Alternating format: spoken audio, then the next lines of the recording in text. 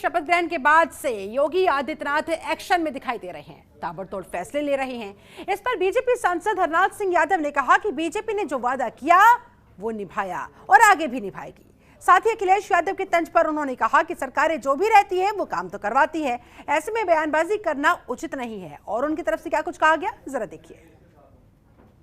इस वक्त बातचीत करने के लिए हमारे साथ मौजूद हैं भारतीय जनता पार्टी के राज्यसभा सांसद हरनाथ सिंह यादव जी। अगर योगी सरकार की बात करें, शपथ ग्रहण हो चुका है, एक्शन में है योगी आदित्यनाथ, मंत्रिपरिषद की बैठक भी हो गई है। क्या आपको लगता है कि जो यूपी सरकार ने चुनाव से पहले वायदे किए थे, अब वो तेजी के साथ पूरा किया जाएगा?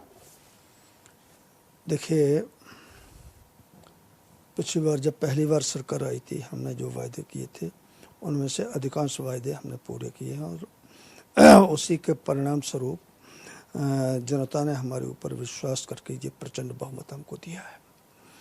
और हम ये सरकार का ओर से वायदा करते हैं कि जनता ने जिन अपेक्षाओं को लेकर, जिन आकांक्षाओं को लेकर के हमको ये प्रचंड बहुमत दिलाया है, इस पर हम खरे उतरेंगे और आम नागरिक की ज़िंदगी से जुड़े हुए जितने भी सवाल हैं उनको, और चुनाव के दौरान मतदाताओं ने जिनके ऊपर सवाल पूछे हमसे, उनको हम पूरी ईमानदारी के साथ हल करेंगे। इसके अलावा शपथ ग्रहण होते ही अखिलेश यादव ने योगी सरकार पर तंज कसा और कहा कि आखिरकार समाजवादी पार्टी द्वारा बनवाई गई स्टेडियम ही शपथ ग्रहण के लिए काम आया है। उन्होंने ये भी कहा कि योगी आदित्यनाथ को शपथ केवल सरकार बनाने का नहीं, बल्कि जनता की सच्ची सेवा का भी लेना चाहिए। देखिए, अखिलेश यादव जी के इस बयान पर मुझे तरस आता है। हिंदुस्तान को आज़ाद हुए 75 वर्ष पूर्ण होने जा रहे हैं। तमाम स्मारक हैं, तमाम भवन हैं जिनका कि आम नागरिक जो है उनका प्रयोग करता है, तो किसी न किसी सरकार ने तो बनाए ही हैं।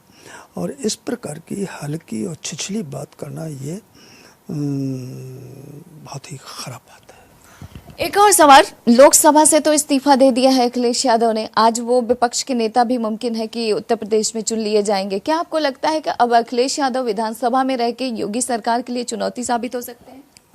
देखिए, मेरा अपना ये दृष्टिकोण है कि सत्ता पक्ष और विपक्ष ये लोकतंत्र के दो पहिए होते हैं और दोनों पहियों को की समान जिम्मेदारी है लोकतंत्र को चलाने की, और आम नागरिक की ज़िंदगी से जो जुड़े ये सवाल हैं उनको वो हल हों, जनता राहत क्या नाम है महसूस करे।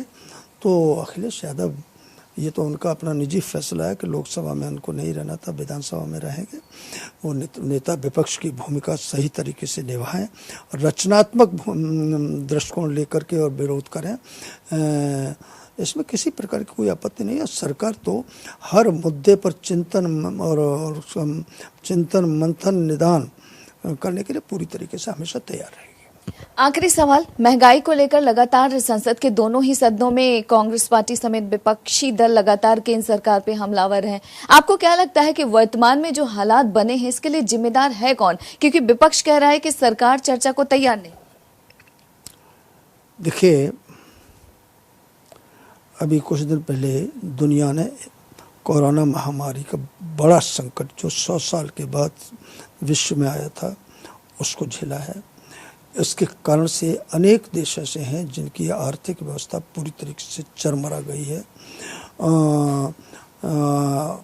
लेकिन भारतवर्ष में जिस तरीके से कोरोना संकट के ऊपर पार पाया गया, उसको काबू में लाया गया और अपनी अर्थव्यवस्था को भी सही तरीके से पटरी पर रखने का पूरी ईमानदारी के साथ प्रयास किया और जिसमें सरकार सफल हुई है।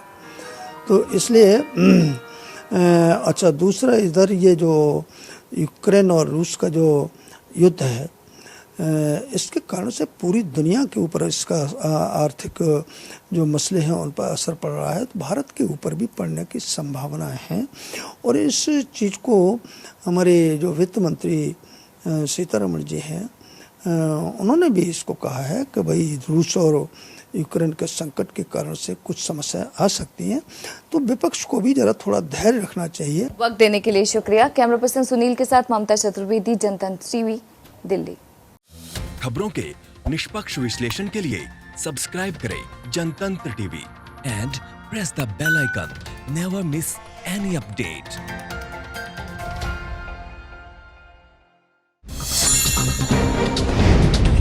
डाउनलोड कीजिए जनतंत्र टीवी ऐप को, जो कि अवेलेबल है गूगल प्ले और ऐप स्टोर पर। अधिक जानकारी के लिए अभी डाउनलोड करें।